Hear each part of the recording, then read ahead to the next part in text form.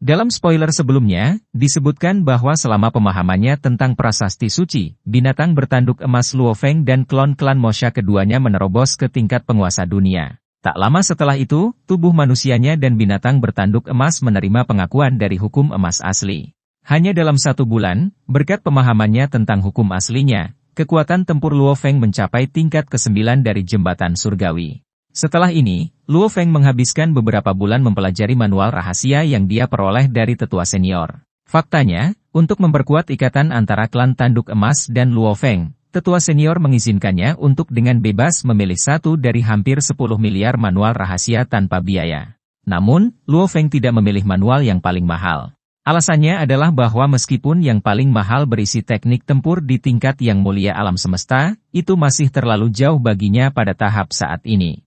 Bagaimanapun, yang terkuat di antara 3 klonnya hanya di tingkat penguasa dunia. Tidak peduli seberapa canggih teknik pertempuran, jika itu tidak cocok untuk kekuatannya saat ini, akan sulit untuk benar-benar memanfaatkan nilainya. Manual rahasia yang akhirnya dipilih Luo Feng benar-benar berbeda karena itu adalah salah satu yang ditinggalkan oleh si Luo Duo.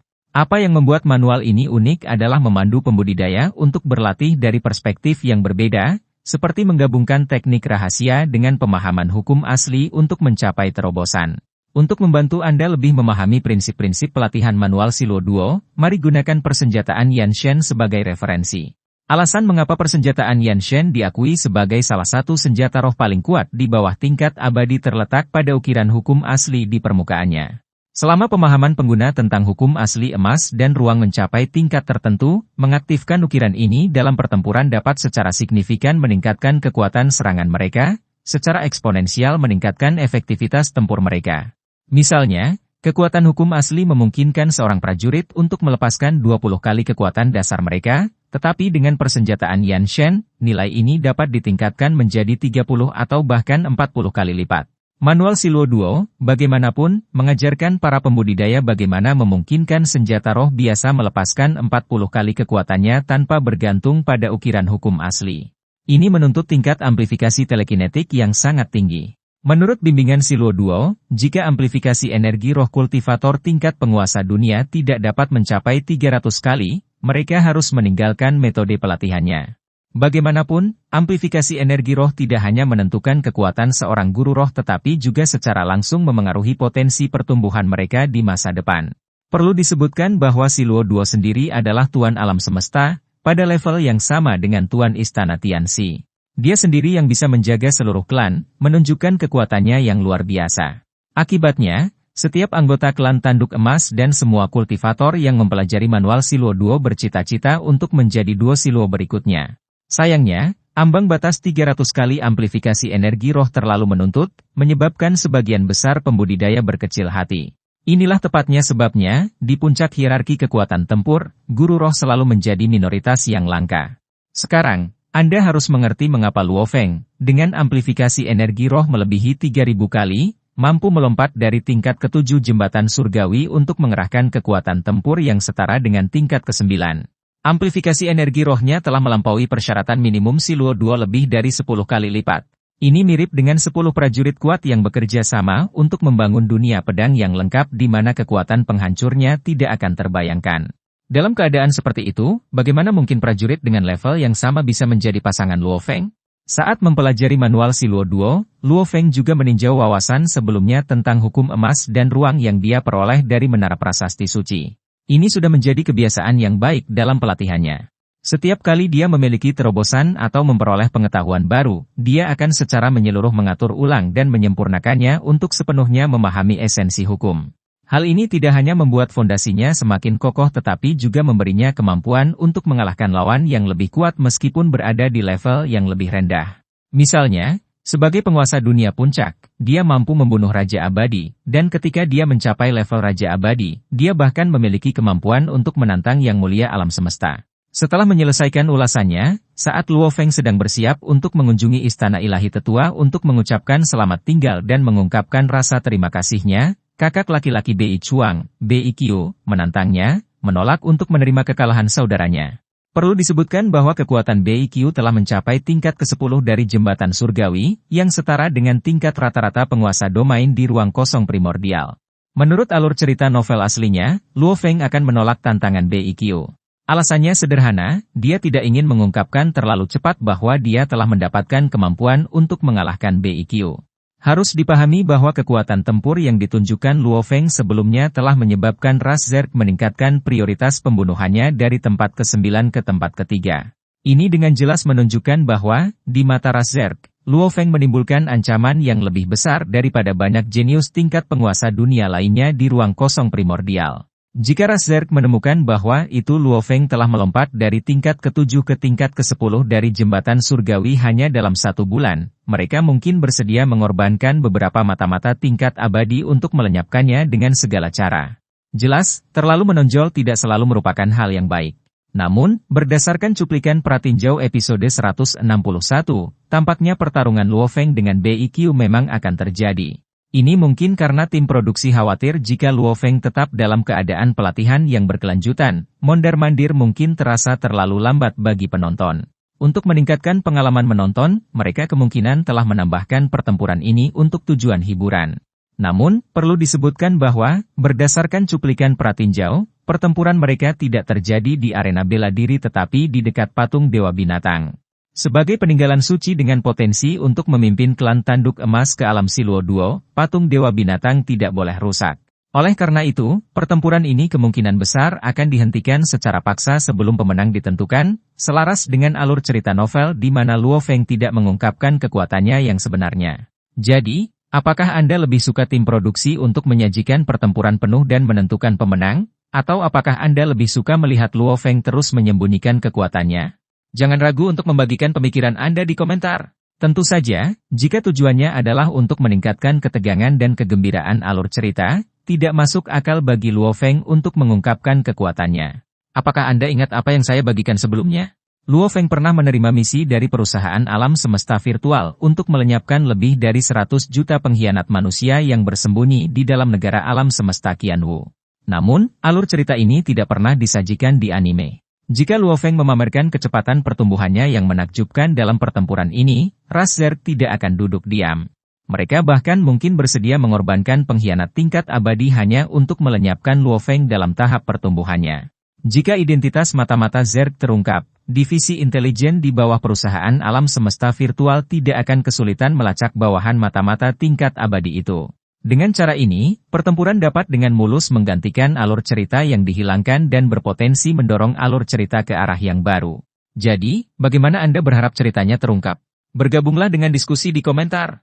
Pernahkah Anda bertanya-tanya mengapa, ketika klan tanduk emas mengungkapkan ketidakpuasan mereka yang kuat terhadap manusia, dengan suara yang tak terhitung jumlahnya mengutuk mereka, Tetua Kebu tiba-tiba berbicara membela manusia dan secara aktif berusaha untuk menjaga hubungan antara klan tanduk emas dan umat manusia. Perilaku yang tampaknya tidak biasa ini sebenarnya menyembunyikan makna yang lebih dalam. Ini karena Tetua Kebu adalah mata-mata tingkat abadi yang diam-diam ditanam oleh ras Zerg di dalam klan tanduk emas. Alasan dia sengaja melindungi umat manusia adalah untuk mendapatkan bantuan Luo Feng, memungkinkannya untuk lebih dekat dan menemukan kesempatan sempurna untuk melakukan pembunuhan. Faktanya, alasan Luo Feng berakhir di lokasi patung Dewa Binatang adalah karena bimbingan yang disengaja dari Tetua Kebu. Dia sengaja merekomendasikan tanah suci ini kepada Luo Feng untuk menciptakan peluang penyergapan. Bagi Luo Feng, tanda pengenal biasa tidak terlalu menarik, tetapi jika kesempatan pelatihan muncul, terutama yang terkait dengan Dewa Binatang, dia merasa sulit untuk menolak. Bagaimanapun, Luo Feng memiliki patung Dewa Binatang kecil sendiri dan sangat memahami manfaat besar yang dibawanya. Oleh karena itu, ketika dia melihat berbagai bentuk patung Dewa Binatang, dia secara alami mengikuti saran Tetua Kebu dan melakukan perjalanan ke lokasi patung Dewa Binatang. Namun, dibandingkan dengan infiltrasi mereka terhadap kemanusiaan, infiltrasi ras Zerg di dalam klan tanduk emas relatif minim. Alasannya terletak pada kenyataan bahwa klan tanduk emas telah lama hidup di alam rahasia kosmik dengan sangat sedikit kontak dengan dunia luar. Bahkan banyak anggota tinggi umat manusia yang tidak menyadari bahwa klan tanduk emas adalah ras bawahan umat manusia, apalagi orang luar. Lingkungan yang unik ini menyulitkan Zerg untuk menanam banyak mata-mata. Namun, untuk alasan ini, setiap mata-mata Zerg yang tersembunyi di dalam klan memiliki nilai yang sangat tinggi, sama seperti Tetua Kebu. Konon, masih ada beberapa anggota klan tanduk emas yang berpartisipasi dalam perang antar bintang atas nama umat manusia. Sebelumnya, Saya menganalisis bahwa salah satu alasan utama mengapa mata-mata ada dalam berbagai ras adalah karena keterlibatan mereka dalam perang medan perang eksternal ini. Beberapa menolak klaim saya sebagai omong kosong, mengatakan itu tidak masuk akal. Namun, kenyataannya justru sebaliknya, kehadiran mata-mata di klan tanduk emas justru karena perang ini. Penting untuk dipahami bahwa setiap Ratu Zerg adalah ahli pengendalian jiwa. Mereka memiliki kemampuan manipulasi mental yang luar biasa, memungkinkan mereka untuk memerintahkan lebih dari 10.000 prajurit Zerg dengan presisi mutlak, mengeksekusi serangan yang disinkronkan dengan sempurna. Kekuatan penghancur menakutkan yang dihasilkan oleh koordinasi seperti itu dapat langsung membunuh yang mulia alam semesta biasa. Dengan kemampuan kontrol yang begitu halus dan berskala besar, Ratu Zerg dapat dengan mudah memperbudak seluruh armada ribuan atau bahkan puluhan ribu melalui perbudakan jiwa. Namun, karena anggota klan tanduk emas jarang berpartisipasi dalam perang, Zerg merasa sulit untuk menyusup ke mereka dalam skala besar. Karena itu, setiap mata-mata tingkat abadi dalam klan tanduk emas sangat berharga bagi Zerg. Kecuali benar-benar diperlukan, Zerg tidak akan pernah mengorbankan aset berharga ini dengan enteng. Namun, kecepatan pertumbuhan Luo Feng yang menakjubkan telah sangat mengancam rencana jangka panjang Zerg. Jika dia terus tumbuh, dia pasti akan membentuk kembali struktur kekuatan alam semesta. Faktanya, ketika Luo Feng akhirnya menjadi terkenal, keseimbangan alam semesta sudah condong ke arah umat manusia. Pada akhirnya, umat manusia menang, menjadi ras nomor 1 di seluruh alam semesta. Kembali ke alur cerita. Tetua Kebu tidak pernah menyangka bahwa setelah tiba di tempat patung Dewa Binatang, Luo Feng akan benar-benar tenggelam dalam mempelajarinya. Dia tidak berkeliaran atau santai, sebaliknya, dia tampaknya memasuki keadaan obsesif. Satu-satunya hal yang dia lakukan adalah fokus menganalisis patung Dewa Binatang. Setelah berulang kali membandingkan patung-patung besar dan kecil, Luo Feng akhirnya menyadari bahwa perbedaannya bukan pada ukuran tetapi pada pola pada sisik yang menutupi permukaannya. Kekuatan penindasan yang dipancarkan oleh pola-pola ini tidak berasal dari salah satu dari 10 hukum asli. Sebaliknya, itu adalah perpaduan hukum yang melampaui elemen individu, perpaduan hukum emas dan ruang. Namun, mengingat level Luo Feng saat ini, dia tidak dapat benar-benar memahami misterinya. Yang bisa dia lakukan hanyalah terus menyalin dan mempelajari struktur pola-pola ini.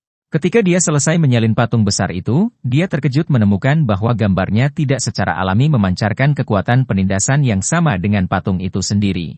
Namun, ketika dia mencoba untuk menyalin patung kecil itu, bahkan sebelum menyelesaikan polanya, dia tiba-tiba dikejutkan oleh hukuman aturan alam semesta, menderita luka parah. Ini karena dia secara tidak sengaja mengganggu aturan operasional alam semesta, menyebabkan mereka secara naluriah menekannya. Ini juga berarti bahwa patung kecil itu bahkan lebih dekat dengan esensi perpaduan hukum emas dan ruang daripada patung besar. Menyadari masalahnya, Luo Feng segera menyesuaikan pendekatannya, dimulai dengan patung besar dan secara bertahap maju menuju esensi artistik patung kecil, meminimalkan efek penindasan dari aturan. Tanpa sepengetahuannya, dia telah melangkah ke jalan sekolah prasasti rahasia kultivasi, jalan yang pada akhirnya akan memungkinkan dia untuk menerobos keterbatasan aturan dan melepaskan kekuatan jauh melampaui levelnya saat ini. Bahkan pemimpin kota kekacauan primal yang perkasa tidak dapat sepenuhnya meramalkan pertumbuhan Luo Feng di masa depan. Jadi, Luo Feng dengan rajin belajar di depan patung Dewa Binatang selama 100 tahun penuh. Sepanjang abad ini, dia hampir seluruhnya asyik dengan misteri patung itu, tampaknya melupakan berlalunya waktu. Namun, fokusnya yang dalam semakin membuat BIQ kesal. Mungkin karena Luo Feng terus-menerus menolak tantangannya, membuatnya merasa diabaikan, sehingga amarahnya menumpuk hingga titik puncak. Akhirnya, dia memutuskan untuk memulai pertempuran di luar arena bela diri. Mengingat kekuatan Luo Feng saat ini, BIQ secara alami bukan tandingannya. Begitu ras Zerg mengetahui kemenangan Luo Feng atas BIQ, mereka tidak diragukan lagi akan mengeluarkan perintah kematian, menginstruksikan Tetua Kebu untuk membunuh Luo Feng dengan segala cara, bahkan dengan mengorbankan nyawanya sendiri. Berdasarkan subalur cerita pengkhianat manusia yang disebutkan sebelumnya, kemungkinan besar Tetua Kebu akan berkolaborasi dengan Markuis abadi lain untuk meningkatkan peluang pembunuhan yang berhasil.